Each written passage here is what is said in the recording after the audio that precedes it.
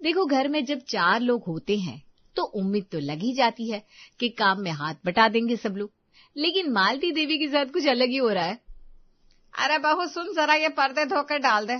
कुछ ही दिनों में तेरे देवर की शादी है, मेहमानों का आना जाना शुरू हो जाएगा, फिर कहाँ वक्त मिलेगा। मम्मी जी, ये इतने बड़े बड़े पर्दे, 1-2 हो तो बात अलग है, 10 पर्दे मुझसे नहीं धोए जाएंगे। अरे ठीक है, तो कम से कम नए पुराने बर्तनों का हिसाब तो कर ही देगी ना। मम्मी जी मैं कर देती, लेकिन क्या है ना, अभी मेरा सर बहुत दर्द कर रहा है, ऊपर से चीकू का होमवर्क बहुत बाकी बचा हुआ है। ठीक है बहू, तू जा, मैं करवा लूंगी सब। हाँ मम्मी जी, और माया कहाँ रह गई? वो आई नहीं क्या अभी? माया के हाल तो तुझे पता ही है, कभी भी छुट्टी ले लेती है। अब क्या ही बोलूं उसको भी। क्यों मम्मी जी, पैसे लेती है वो, आप बोल ही सकती है। पैसे कहाँ, उसको महीने भर में जितने पैसे दूंगी उतने में तो न जाने क्या क्या हो जाए। वो तो दिहाड़ी के हिसाब से मैं उसे बुला लेती हूँ।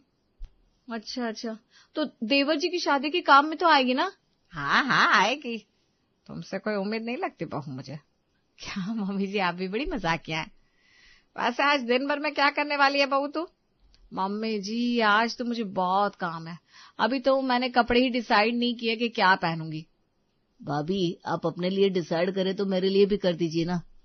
हाँ तो देवर जी कब चलना है मार्केट, बताइए ना। चलिए अभी चल देते।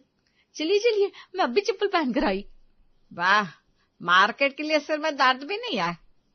कुछ कहा क्या मम्मी जी आपने? नहीं बहू। नीता अपने देवर के साथ शादी की शॉपिंग के लिए मार्केट चली जाती है। घर में शादी की जोरों शोरों से तैयारियां चल रही थी। अब हो, मोहल्ले की औरतें आ गई है, जरा चाय नाश्ता तो करवा दे। मम्मी जी अभी आपने 5 मिनट पहले बोला होता ना तो बना देती। अब क्या हुआ बहू? अभी अभी चीकू के स्कूल से फोन आया है, कल स्पोर्ट्स डे है, मुझे पार्क में प्रैक्टिस करवाने जाना है। ठीक है जा। हाँ मम्मी जी जाती हूँ। चीकू चल। नीता चीकू को लेकर पार्क में आ जाती है और आराम से बेंच पर बैठकर ठंडी ठंडी हवा का आनंद लेती है। मम्मी हम पार्क में क्यों आए हैं? खेलने के लिए बेटा, जा खेल ले। हाँ लेकिन मम्मी घर में इतने लोग हैं, मुझे तो वहाँ मजा आ रहा था। बेटा मजा नहीं सजा है, इतने काम नहीं हो पाएंगे मुझसे। मम्मी लेकिन मुझे घर जाना है। बेटा वैसे तो पार्क घूमने के लिए जिद करता रहता है तू, आज मम्मी के लिए इतना नहीं कर सकता? मेरा राजा मुन्ना। ठीक है मम्मी, जैसा आप बोलो। नीता और चिकू शाम तक पार्क में रहते हैं और शाम होते ही नीता घर वापस आ जाती है। मोहल्ले की औरतें जा चुकी थी और घर बिल्कुल खाली था। मम्मी जी ये बैग किसके है? अरे प्रिया आ गई ना हॉस्टल से। भाभी मुझे भूल ही जाती है, अपने भाई की शादी में मैं ना हूं, ऐसा कैसे हो सकता है?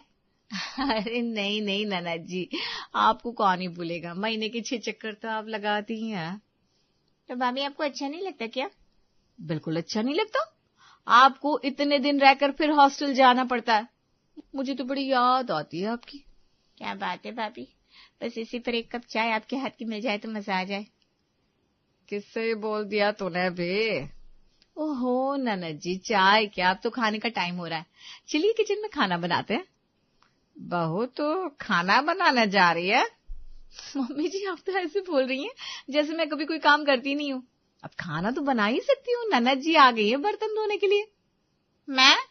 और नहीं तो क्या, अब इतने दिन बाद आई हो घर, घर जैसा फील भी तो लो ननद जी। सही कहा भाभी। नीता और प्रिया साथ में खाना बनाते हैं और प्रिया को बर्तन धोने लगाकर नीता वापस अपने कमरे में आ जाती है। क्या बात है, आज तो बड़ी जल्दी फ्री हो गई तुम। हाँ ननद जी जो आ गई है, मुझे तो अब काम की कोई चिंता ही नहीं है। तुम्हें वैसे भी कहाँ होती है। हाँ आपको बड़ा पता है, सो जाइए चुपचाप। अगले दिन आकाश की मेहंदी का प्रोग्राम था और नीता यहाँ वहां टहल रही थी। अरे यार आज तो दिमाग में कुछ भी आ नहीं रहा, मम्मी जी ऐसे देख लेंगी तो कोई ना कोई काम बता देंगी, क्या करूं क्या करूं। बहू क्या हुआ, ऐसे क्यों घूम रही है? मम्मी जी। क्या मम्मी जी, क्या हुआ तुझे, तबीयत ठीक है ना? हाँ मम्मी जी सही है। चलो बहुत बढ़िया, ये पकड़ कपड़े, इन्हें धोना है। लाइए मम्मी जी। नीता कपड़े लेकर बाथरूम तक आती है और सोचती है, इतने कपड़े धोने में तो मेरी कमर टूट जाएगी, ऐसा करती हूँ लॉन्ड्री वाले को दे देती हूँ। नीता तुरंत लॉन्ड्री वाले को कॉल करती है और कपड़े धोने के लिए दे देती है। बहुत छत पर कपड़े नहीं दिख रहे, कहाँ गए? मम्मी जी वो तो कल आएंगे। कल आएंगे। ऐसे कौन सी जगह सुखाने डाले तूने? मम्मी जी लॉन्ड्री वाले के यहाँ भेज दी है, कल दे जाएगा वो। और तूने धोया क्यों नहीं? मम्मी जी मेरी कमर लचक गई थी ना, तो मैं धो नहीं पाई। अच्छा ठीक है। सुन, मेरा सिर दर्द हो रहा है, जरा तेल मालिश कर दे। मम्मी जी आपकी तेल की खुशबू से ना मेरा सिर चढ़ जाता है, मैं नहीं कर पाऊंगी, इनको भेज देती हूँ। ठीक है। नीता कमरे में आती है और आराम कर रहे राजेश को उठाकर कहती है, सुनिए बहुत देर हो गई आपको आराम करते करते। भाई की शादी के लिए छुट्टी ली है तो जाकर शादी के काम कीजिए ना। अरे क्या हुआ, ऐसे क्यों भड़क रही हो? मम्मी जी के सर में दर्द है, जाकर चंपी कर दीजिए। तुम क्यों नहीं कर रही हो? ऐसा क्या कर रही हो तुम? अरे मुझे मेरे हिसाब के बहुत काम होता है, आप जाइए, मुझे आराम करना है। ठीक है भाई, जाता हूँ। नीता काम से बचने का कोई ना कोई बहाना ढूंढ ही लेती थी।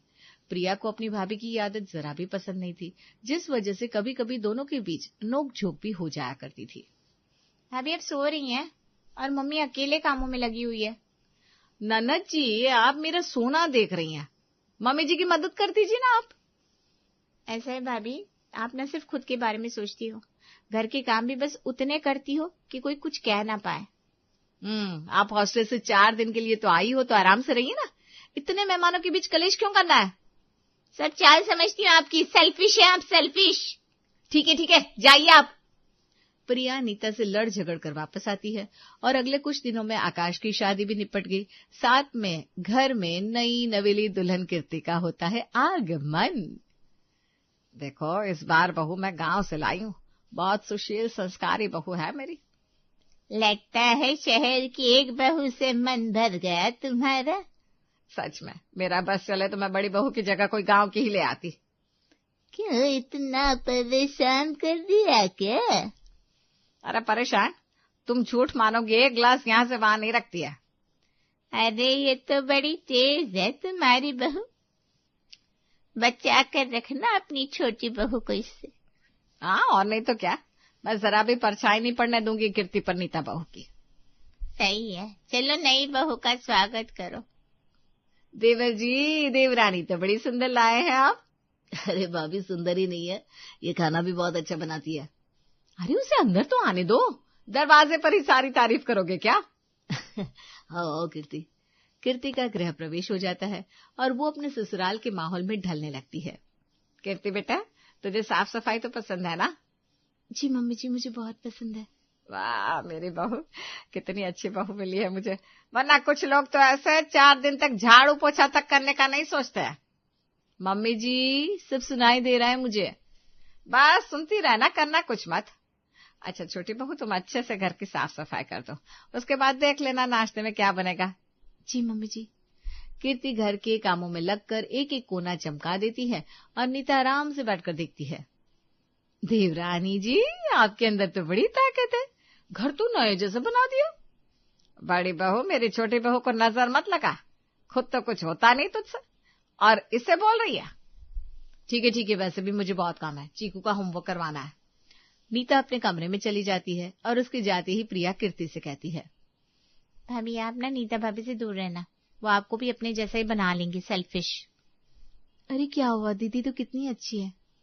आपको धीमे धीमे समझ में आएगा कैसी वो, 1 नंबर की कामचोर है।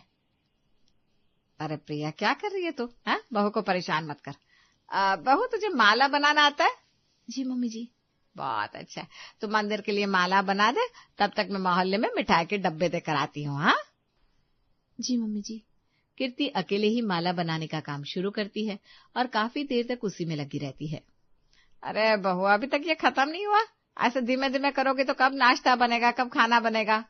बस हो ही गया मम्मी जी, अभी नाश्ता बना देती हूँ। हाँ भाभी बहुत भूख लग रही है। थोड़ी देर इंतजार कर लीजिए नाना जी। कीर्ति किचन में आती है और फटाफट से नाश्ता तैयार करके सबको देती है। वाह भाभी कितना टेस्टी नाश्ता है, वरना कुछ लोगों को तो मैगी के अलावा कुछ बनाने का मन ही नहीं करता। जिस हिसाब से टाइम होगा नाश्ता भी वैसा ही बनेगा ना ननद जी। तो कीर्ति से ही कुछ सीख ले, मेरी तो सबसे अच्छी बहू है कीर्ति। ठीक है मम्मी जी, आपकी अच्छी बहू आपको ही मुबारक। दीदी आपको मम्मी जी से बात नहीं करनी चाहिए। देवरानी जी आप कल ही तो आई हैं, अभी मेरे मामले में ना बोले तो अच्छा है। कीर्ति को नीता की बात का बुरा लग जाता है और वो मन ही मन ठान लेती है कि अब अपनी जेठानी से बात ही नहीं करेगी। इसी तरह धीमे धीमे दिन गुजरने लगते हैं। कीर्ति, मेरे कपड़े अभी तक आयरन नहीं किए, जल्दी कर दो ना, मुझे ऑफिस निकलना है। भाभी यार, अभी तक आपने मेरा सैलेड नहीं बनाया। बहू ये क्या है, खिड़की ऊपर कितनी धूल जमी हुई है। आ रही हूँ मम्मी जी। कीर्ति भागती हुई कमरे से आती है और झाड़ू लेकर खिड़की की सफाई करने लगती है। बहू टाइम से उठ जाया कर तो सारे काम हो जाएंगे समय पर। मम्मी जी वो रात हो गई थी किचन से फ्री होते होते, तो लेट सोई। टाइम टेबल बना ले बहू, उसके हिसाब से काम करा से नहीं चलता ससुराल में। जी मम्मी जी मैं समझ गई। अरे भाभी ले आओ ना, अभी कितनी दिन रह गए मेरे यहाँ, फिर तो हॉस्टल जाना है। ला रही हूँ नाना जी। कीर्ति सबकी काम निपटाकर हॉल में बैठ जाती है। तभी पड़ोसन विमला उनके घर आती है। क्या बात है कीर्ति बहू, तुम बड़ा आराम फरमा रही हो, सासू माँ किधर है? अरे कैसा आराम? क्या हुआ? कुछ नहीं। बहू तू बैठी क्यों है, जाकर चाय नाश्ता लेकर आ। अभी जाती हूँ मम्मी जी। हाँ भाई विमला, मानना पड़ेगा, काम करने वाली तो बहुत है मेरी बहू। बड़ी बहू की तरह हर बात में ना नहीं करती। मम्मी जी ने तो मुझे चने की झाड़ पर चढ़ा कर रखा हुआ है, समझ में नहीं आता इतना सारा काम कैसे करूं मैं। बहू पानी ले आ पहले। ला रही हूँ मम्मी जी। कीर्ति पानी का ग्लास लेकर आती है और विमला को देती है। और क्या क्या काम कर लेती हो बहू तुम? अरे काम में तो परफेक्ट है मेरी बहू, सारे काम आते हैं, सिलाई कढ़ाई खाना पीना सजावट कपड़े बर्तन सब। अचार पापड़ तक बनाना जानती है। तुम्हारी तो किस्मत खुल गई, बड़ी बहू से तो अच्छी छोटी बहू है तुम्हारी। हाँ नहीं तो क्या, भगवान की कृपा है बस। बहू जाके नाश्ता बना दे आंटी के लिए। जी मम्मी जी। कीर्ति किचन में नाश्ते पानी का इंतजाम करने लगती है और दोपहर के वक्त तक विमला आंटी अपने घर वापस जाती है। चलो अब थोड़ा आराम कर लेती हूँ, बहुत थकान हो रही है। भाभी अब क्या कर रहे हो? अभी तो कुछ नहीं। क्यों, क्या हुआ? आप फ्री हो ना? हाँ बताइए। वो ना मैंने इंटरनेट पर कुछ बढ़िया बढ़िया डिजाइन की कुर्ती देखी है, आपको सिलाई तो आती है ना, सिल दीजिए ना। ठीक है लाइए। कीर्ति सिलाई करने बैठ जाती है। अब बहुत अच्छी हो, आप किसी चीज को मना ही नहीं करती। अरे अब इसमें क्या मना करूं, लाल धागा खत्म हो गया है। बड़ी भाभी से ले आती हूँ। ठीक है। प्रिया अपनी बड़ी भाभी के पास जाती है। भाभी आप क्या आराम करती रहती है, कीर्ति भाभी से कुछ सीख लो आप, देखो कुर्ती बना रही है वो। भाई मुझे तो मेरा आराम ज्यादा प्यारा है, उसकी मर्जी, उसे करने दो काम, मुझे नहीं करना। मम्मी और भैया आपसे कुछ कहते नहीं ना, इसलिए आप कामचोर हो गई हैं। और आप ना ज्यादा बोलने लगी है, मैं इतना नहीं सुनती किसी का। लाल धागा दे दीजिए, जा रही हूँ। रखा हुआ है, ले जाओ। प्रिया चुपचाप लाल धागा उठाकर बाहर आ जाती है और उसका बना हुआ मुंह देखकर मालती कहती है, क्या हुआ तुझे, किसी ने कुछ कहा क्या? मैं तो बस भाभी के कमरे में लाल धागा लेने गई थी, मुझे कितना सुना दिया उन्होंने। अरे तू क्यों उससे बात करती है, वो तो है ही ऐसी। हाँ मम्मी, कीर्ति भाभी कितनी अच्छी है ना। कीर्ति को मेरे पास भेज, गेहूं चावल साफ करवाने हैं। ठीक है भेजती हूँ। कीर्ति अपनी ननद की काम खत्म करके सास के पास आती है। अब तक तो कीर्ति की हालत पतली हो चुकी थी। हाँ मम्मी जी क्या हुआ? अरे बहू वो बहुत दिनों से ना चावल और गेहूं पड़े हुए हैं ऊपर वाले कमरे में, जाकर साफ करते बेटा। अभी मम्मी जी? हाँ अभी दोपहर है, तो क्या करेगी, काम कर ले, फिर शाम को चाय नाश्ते के बाद खाने का इंतजाम भी तो करना है। लेकिन मम्मी जी। अरे जा जल्दी निपटा दे काम, घर में और भी काम होता है। ठीक है। कीर्ति चटक धूप में छत वाले कमरे में आ जाती है और गेहूं चावल की बोरी खोलकर बैठ जाती है। उफ, इतना काम, ये ससुराल है या फैक्ट्री, कभी ये करो कभी वो करो। लेकिन अच्छा है, जेठानी जी की तरह चार बातें तो नहीं सुननी पड़ती मुझे। कीर्ति काम में लग जाती है और शाम को नीचे आती है। अभी थोड़ा टाइम है चाय बनने में, तब तक आराम कर लेती हूँ। कीर्ति अपने कमरे में आकर लेट जाती है और बिस्तर पर लेटते ही उसकी आंख लग जाती है। बहू, बहू, आए कीर्ति, शाम के 6 बज गए, कहाँ हो महारानी? कीर्ति हड़बड़ाकर उठती है और देखती है घड़ी में 6 बज चुके थे। हे भगवान, इतनी देर तक कैसे सोती रह गई मैं। बाहर आओ बहू। आ रही हूँ मम्मी जी। कीर्ति के बाहर आती ही उसकी सास उस पर बरस पड़ी। कोई होश ही नहीं है तुमको, बताओ, चाय का समय निकल गया, अब चलो खाने की तैयारी करो। जी मम्मी जी। दिन भर गर्मी में काम करने की वजह से कीर्ति की हालत कुछ खराब हो गई थी। फिर भी वो किचन में काम करने आ गई। हे भगवान, मेरा तो सिर दर्द से फटा जा रहा है। कीर्ति अपना सिर पकड़कर बैठ जाती है। तभी नीता वहां आती है। क्या हुआ तुम्हें? कुछ नहीं, तबीयत खराब है। वो तो होगी, खुद का ध्यान रखने की जगह घर को अपने सिर पर उठाकर घूमती हो। अब आप ताने क्यों मार रही हैं मुझे? देखो, मुझे पता है ये सब लोग तुमसे मेरे बारे में क्या क्या कहते होंगे, लेकिन एक बात ध्यान से सुनो। क्या? लोगों की आदत होती है, हाथ पकड़ाओ तो सिर पर नाचेंगे। तुम ये जो कहती हो ना, सारा काम आता है, सब कर लेती हूँ, और आज देखा थोड़ा काम नहीं किया तो कैसे सुनना पड़ा। ये जो काम करती हो, इतने काम के यहाँ की काम वाली 15 से 20 हजार से कम ना ले। लेकिन काम तो घर का है ना। घर का काम घर की तरह करो, खुद को पीसने की क्या जरूरत है। हालत देखिए अपनी। मैं भी शुरू में ऐसे ही काम करती थी, लेकिन किसी को कोई कदर नहीं थी। सासू माँ को फिर भी छोटी छोटी गलती पर गुस्सा आ जाता था। इसका मतलब मैं बस बेवजह ही इतना भागती दौड़ती रहती हूँ। नहीं तो क्या, एक ही तो जिंदगी है, ऐसे बिताओगी? हफ्ते में 4 दिन पर्दे कौन धोता है? मम्मी जी को कुछ गलत नहीं लगेगा। अपना ख्याल तुम्हें खुद रखना होगा। समझ गई। अभी तक तो आप ही मुझे गलत लगती थी। देखो भाई, जहाँ काम करके भी इज्जत ना मिले वहाँ काम चोर बने रहना ही अच्छा है। कीर्ति को नीता की बातें समझ में आ जाती है और अगले दिन से वो भी आराम से उठती है। बहू, घड़ी खराब है क्या तुम्हारी? मम्मी जी, झाड़ू पोछा बर्तन करने के लिए काम वाली को रख लिया है, और रही नाश्ते की बात, उसमें तो आधा घंटा ही है, अभी आराम से बन जाएगा, इतना टेंशन क्यों लेना। अनिता बहू, तू कहाँ जा रही है? मम्मी जी, वो अकेले नहीं जा रही हैं, मैं भी दीदी के साथ जा रही हूँ। कहाँ? जॉगिंग करने, थोड़ी ठंडी हवा लेने। इतने दिन से घर में रह रहकर मेरा तो दिमाग ही खराब हो गया। अरे लेकिन घर का काम? मम्मी जी, एक दिन दुनिया खत्म हो जाएगी, लेकिन घर का काम रह जाएगा। जिंदगी कब जिएंगी बहुएं? नीता की बात सुनकर कीर्ति मुस्कुरा देती है और दोनों देवरानी जेठानी घर से बाहर निकल जाती हैं।